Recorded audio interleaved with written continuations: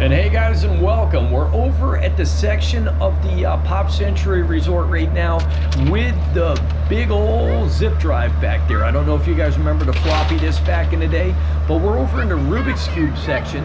You've got the floppy disk, and we do have a lifeguard, guys. So I did the big main pool earlier, and I know that most of the resorts do not have the lifeguards.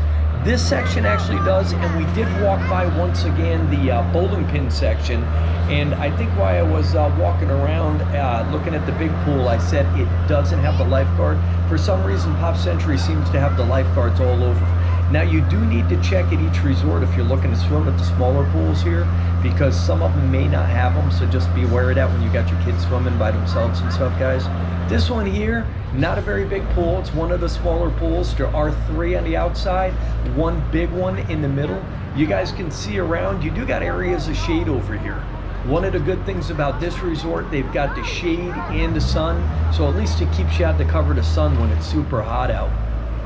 You've got the same decor on the outside. You've got the little Walkmans and stuff over there in the corner. Same decor. You got the Pac-Man on the building and stuff like that. This one's a simple square pool, maybe shaped like the floppy disk, not really sure. But this is another option if you guys don't want to swim in the main section. And we are shooting all the smaller pools, guys. Even though they're only a couple minutes or like a minute walk around, we got so many people wanting them to be shot, we're getting out here. So this is another pool option at the Pop Century, guys, and we're going to see you guys at the next one.